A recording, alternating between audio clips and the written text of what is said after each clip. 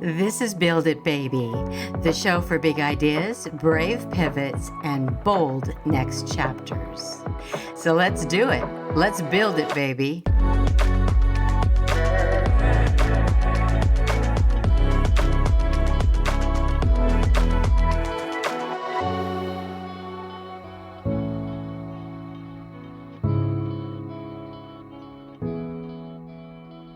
Welcome to Build It Baby. I'm Penelope Bent here with my producer Morgan Clymer behind the scenes. And we're all about bold moves, big dreams, and soul-led success. Let's get into it and let's build it, baby. Recently, I've been chatting with a lot of folks that are putting together some ideas to build some businesses. So my question to you today is, where is your conviction? One of the questions that I have been kind of stumbling over is, where is your conviction? Where is your conviction and your belief in the idea of building this amazing business or building this amazing career or life? Interestingly enough, I looked up the word just to make sure that I was interpreting what my question was accurately. And conviction implies what your strong belief is. What do you firmly believe in? So when you have made this decision or are thinking about building a business, how firmly are you committed to doing just that? How much do you really believe in the build? And I think when you start to boil the whole thing down, the real question is, how much do you want it? Think about that for a minute. How much do you really, really want it? Do you want to build your business because you want freedom more than anything on the planet? Are you wanting to expand your career and perhaps go after another job in another area of knowledge? What is it that you really want? And how badly do you really want it? Because if you don't want to build a business and are not firm in the desire, the need, the passion, then it is going to be one sorry-ass ride.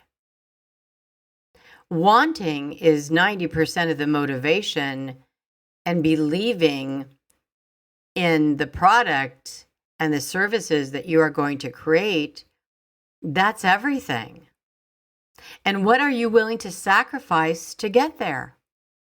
It amazes me how many folks I can talk to that tell me that they want to get into business for themselves, that they're so miserable, that they know they've got a great idea, they know they've got a great product, they want to bring it to the forefront, they want to share it, they have all the right reasons, but they don't want it badly enough to give up time at the yoga class to work on the business.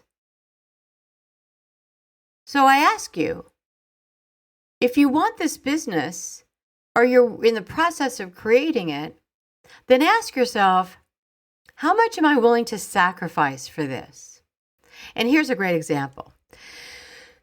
So in the early days of the photography studio, because we didn't have a pot to pee in when we opened it up, one day in walked this really, really tall guy. I mean, I'm only 5'1.5", and this guy, I swear to God, was like 6'6", or 6'8". So he was a really, really tall drink of water. And it turned out that his name was Matt Baskin. And if Baskin rings any bells, it's the Baskin-Robbins Ice Cream Company. And he was building a small strip mall adjacent to the brand new Macy Plaza shopping center that was being built a ways down from our studio in Northern California. So we were located in Folsom, and this was down the road a piece into what I think is Citrus Heights, California. And he loved the photography work. He thought it was a great studio, and he offered or suggested that we consider leasing a location in his new strip mall right next to Macy's. So this was really upscale Saturday night. I mean, you'd thought that we had gone to heaven and, hit pay dirt all in the same day. And I was flabbergasted. So we sat down with him. Our studio was going to be positioned right between a beautiful new Hallmark store and right next to Tower Books. And if you remember Tower Records, if you've been around long enough, Tower Records was a really, really big thing in California. And then they expanded to Tower Books, and I think it was Tower Books and Posters. And then I think there was a little fish and chips restaurant on the end, but it was beautiful. It was brand new. So my husband and I at the time sat down and, really discussed the idea of leaving our first studio in Folsom, the one that I think we had been there probably 6 or 7 years and had done really well. It was a unique setup because we had chosen to actually open the studio up adjacent to the gift store that we had owned several years prior. And the theory was that people would be, shopping and looking at these beautiful gifts and everything, crystal and Hummels or whatever was really popular then. And then they would just wander into this beautiful studio that had amazing photographs that were very unique and very different. That was one thing that was probably the smartest thing we ever did, was that they were very, very, very different. They were new to their time. So we gave it some thought and we ran the numbers. And interestingly enough, Matt's proposal included a gigantic amount of build out money. So we took this 1-story unit. We decided to go ahead and sign a lease for 5 years. He gave us a wonderful entry first year, and then a little bit of increases. But he made a really, really nice deal for us. He knew that we were not a chain, we were not Hallmark, we were not Tower Posters or Tower Records, and that we were this young couple that really had a passion for what we were doing. And so we agreed to sign the lease. Now, with that being said, we had just completed the refurbishing of a home that we had spent 2 or 3 years on. It had originally been kind of a terracotta thing, and we changed it into an English Tudor and, expanded it and built it with our own, hands. We lived in a motorhome for 6 months while we were, getting the interior cleared out and so on and so forth. And I think our daughter was about, 2 years old at the time. And, she was right there in there with us, creating this beautiful, beautiful home. But we knew to continue to hold on to the house and to be able to expand the business and move it to, this very upscale neighborhood at Macy Plaza Drive, we would not be able to manage both of those pieces of overhead. And as difficult as it was, after living and creating with our own hands such a beautiful home, we put the home up for sale. We then moved into a very simple duplex, a rental. And with that, we built out the studio on Macy Plaza. And it was beautiful. I believe I stayed in that building for, another 8 or 10 years. And that studio and that business thrived on Macy Plaza. But I know today, as well as I'm sitting here, that if we were not able to sacrifice and to sell our beautiful home that we had built, to be able to financially give ourselves the breathing room to get started and expand in this very posh location, we would never have been able to swing it. So when I ask you, where is your conviction? What do you firmly want this badly enough that you will make these personal sacrifices from time to time for your business? Because if you're not able to do that, if you want to still live in this beautiful home and you're trying to build a business, but you don't see the numbers shaking out the first 3 or 4 years that are going to support this beautiful home, then how bad do you want the business? I mean, do you want the business or do you want to live in the home? I think it's really elementary. It's really simple. If you hate the job that you're in and you want to start your own company, are you willing to give up a few of the luxuries that you have? Are you willing to take some time from yoga and sit at your computer and organize this business? Are you willing to meet with folks to gather more data and research and development of what you are wanting to create? I mean, what is it worth to you? Is it worth that? I think for me, I am all in. If I say I am going to head out there and we are going to build this, then by God, we're going to build it. We are not going to find that we're not willing to give up something.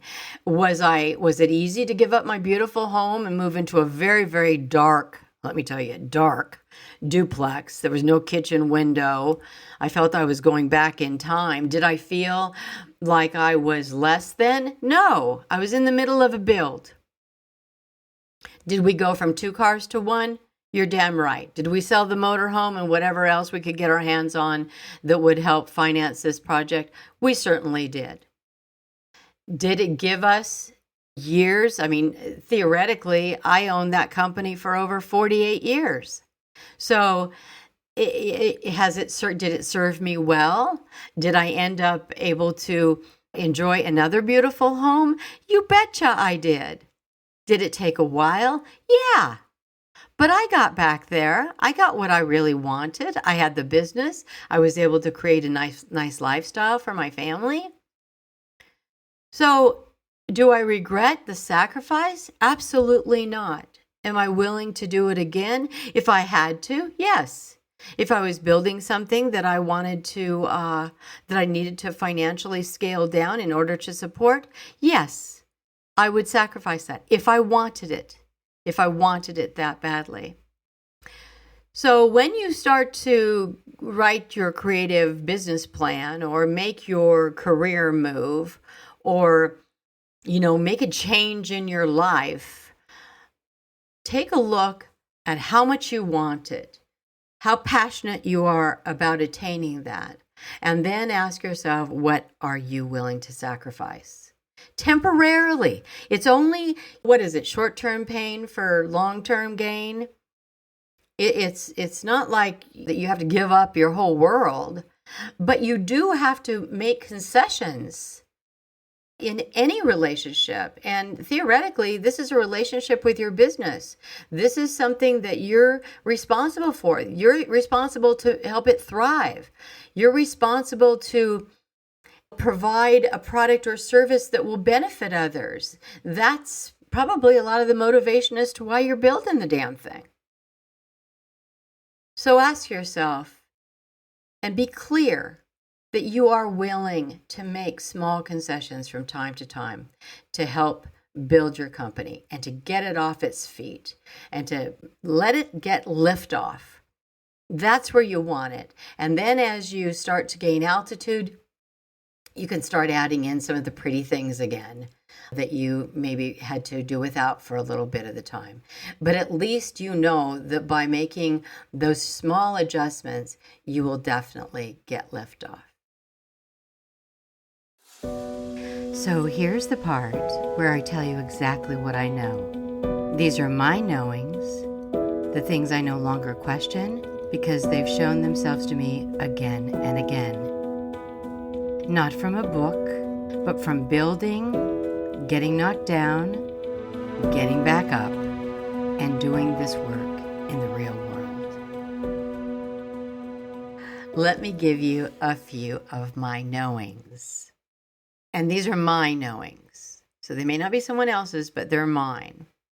Number one, you never step out without a net. Never. So if you have an idea for a business and you want to make that leap of faith, your belief, your faith in that project will always be your net. You may not have all the faith in yourself. There may be nights where you go, oh my God, what the hell was I thinking of?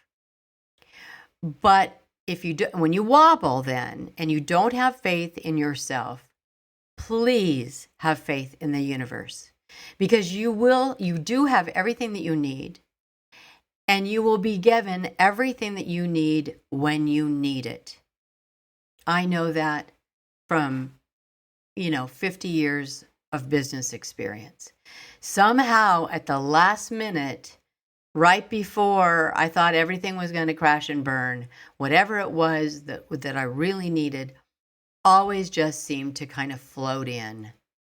And I think so much of the manifestation was about believing that it was on its way. I know I'll get the answer. I'll know I'll find the funding. I'll know that we'll have a sales month and that'll put us back on track. Whatever it is, just know that you do not step out without a net. There is a net there. Number two, you've got to prepare for the negative Nelly self-talk. I'm telling you, no matter how positive you are, when you go to sleep at night or you're there by yourself, all of a sudden this negative Nelly starts nagging at you, telling you why you're not going to succeed, or you should have stayed working over here, there, or the other place. Learn how to handle the negative self-talk. And we'll talk a lot about that in another episode. But run your cost analysis, do your homework, and talk yourself down. When you start to see yourself or feel that negative spirit, then push it back. And I'm all for inclusion when it comes to energy. So bring something positive in. Remind yourself how successful the business is so far, how many doors are being opened for you, or how many positive interviews you've had, or whatever that case is. Number three, quitting is not an option. If you start building and you never quit, now, you may have to rework it a few times. You may have to make a few adjustments. You may come home at night and just you want to throw yourself on the freeway before you walk into the front door because that didn't work. Make those adjustments, but never give up. Never quit. Just keep pounding away at the goal, at the dream of what you really, really want. I remember that I was in about 6th grade, and this teacher was telling this story about the gold rush and about the miners. And he was sharing that a miner would start digging for gold. And they dig, and finally they would give up and sell the mine to someone else. And the next guy'd come in and he'd throw a few whacks at what he hoped would be a vein of gold, and it wouldn't be there. And then by the time the third guy got in there, he just kept hacking away and hacking away and hacking away. And still, no success, no gold. And by the time the fourth prospector got in there, he hit that hammer or chisel or whatever it was a couple of times, and by God, he hit the vein of gold. So when you're building and you're still hammering away at it, you just don't know how close you are to the vein of gold. So just keep swinging the hammer. Just keep going after it. That's something that I know beyond a shadow of a doubt. If you keep after it, the universe will give you everything that you need when you need it. You'll hit that vein of gold. You'll thrive. Your customers will thrive. Your family will thrive. Everyone that you meet will thrive.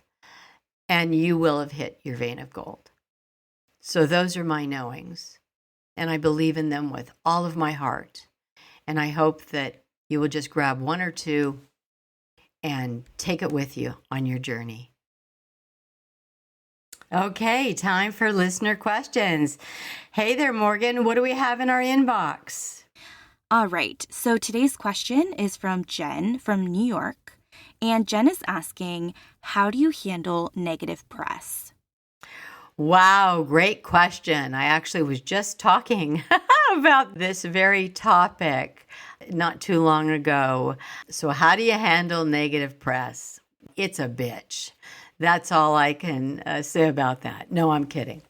I think when you are out there on the field and folks are sitting in the bleachers, it's very easy for folks to, especially with the internet nowadays, to give you negative press. And I always say that the more popular you become, or the minute you get to put the tiara on your head, there's going to be someone that's going to want to knock that sucker right off the top of your head. So when you get into business, or let's say that you're thriving in a company and you're the top of the top salesperson or whatever, there is someone that is going to want to give you some negative press. And when you really look back upon it, or when I look back upon it, hell, I've been getting negative press for as long as I can remember. I remember in the 8th grade, the gals would chit-chat about me, and it would just break my heart. I was an only child. I didn't have a sibling to stand up for me. And I remember coming home just so brokenhearted that these girls would say bad things about me that would hurt my feelings. And I learned over the years that when people say negative things about you, when people lash out at you, when someone rants on X about you and your business or whatever, 90% of the time it has nothing to do with you. They're unhappy. They're unhappy with their lives, perhaps. They're unhappy with where they are. They see you thriving and happy and doing well, and people liking your products and services and liking you and wanting to enjoy a conversation with you. You just don't know where you're not walking in their shoes. You don't know. Is it painful? Absolutely.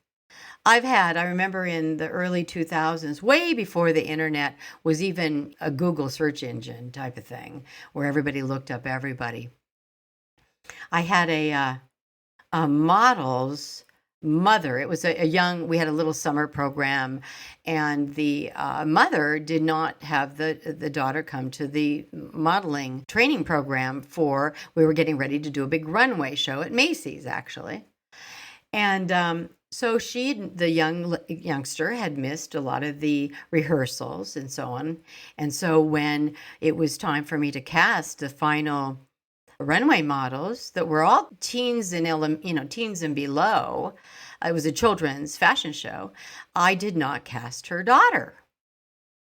Well, in the modeling and acting business, egos are gigantic. I never thought twice about it. I was very kind. I explained that it was very difficult to allow her to participate since it was a very choreographed runway show. This was for Macy's.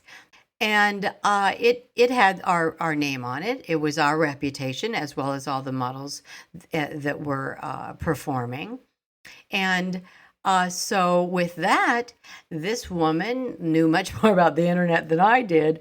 And boy, she just did everything to take me down. And it was a nightmare. It was heart-wrenching. It was hard for me to understand. This woman had been in my home. She'd had lunch at my home. I thought she was my friend, but then I think everybody's my friend. So I learned quickly that I needed to adjust. So this negative press that you're getting is certainly not uncommon. One of the suggestions that I would have to you, if you've got affordability to be able to talk to a good PR company, I would suggest that you, if nothing else, have a consultation on how you can handle the negative press. I really can encourage you to continue to hold your head up. And one thing that I learned that was very difficult, but it was one of the most important and most valuable lessons I learned from that negative experience, was don't try to explain it because you can't. There's no way to defend yourself against people that are going to try to hurt you or take your company down. All you can do is continue to try to deliver the very best product that you can, to hold your head up and know that their criticisms are unfounded. Know that you are who you believe that you are, that the people around you that know you will continue to support you. Eventually, it may hurt you in the pocketbook, and it hurt me. Hundreds of $1,000s later, it hurt me. But before you knew it, it was over. There was only so much damage that this woman could possibly round up. So understand it's only temporary, but it's painful and it's costly. And if you can see it coming, try to do everything you can to make sure that you know that the customer is always right. I wish I had been more aware of the damage that the internet can do. It was early on in the early 2000s, so I had no idea that this shit happened. And I would have faith in my clients and know that you may lose a few, but the ones that you retain will be some of the most valuable clients that you will ever do business with. And when someone asked you, why did they do that? My answer was because they can. We live in the United States of America, especially in California. You can sue everybody for just about everything. And that is allowed. You have to go to great pains to try to clear your name. But your reputation and the majority of your work will stand for you, will stand alongside of you. All that you brought to the table that was good, if your intentions have always been good, and you step into a ugly hole from time to time like this, just know it's just part of the game. It's part of business. It's the ugliest side of business. I would never wish this upon anyone. But please do not let this shake you to your core. You have more building, you have more creating to do, you have more products and services and more quality to share with others. And to be honest with you, there's more people out there that probably love your product, love what you're doing, than this one unhappy, disgruntled individual. And then my close is, and I did this all the time. If you run into them, be gracious and polite, wish them well. When you go to bed at night, ask that their pain be taken away from them, that they will find peace and harmony, and ask, the universe to give you the strength to weather the storm. So that's my answer about negative press. And I am so sorry that you are having to go through this piece of business experience, but you will come out stronger. And the sun will shine again tomorrow. and you will continue on and be who you are and know that what you're bringing to the table is all good. But not everybody will see it from time to time. But you know in your heart that you are good and that you will provide good product. So that's my answer to that one. Well, a huge thanks for listening. If this conversation inspired you, please share the episode.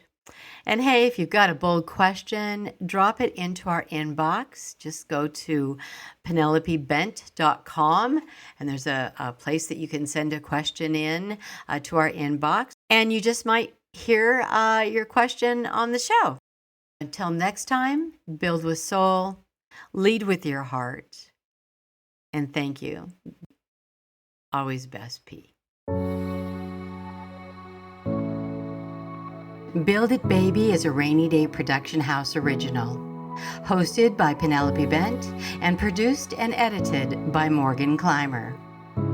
Music by Yuri Shemshashin and Oleksiy Holobiev. If this episode spoke to you, please follow the show and leave a review. It helps more dreamers like you find us. And remember, you're not just building a bold business or a career, you're building a bold life.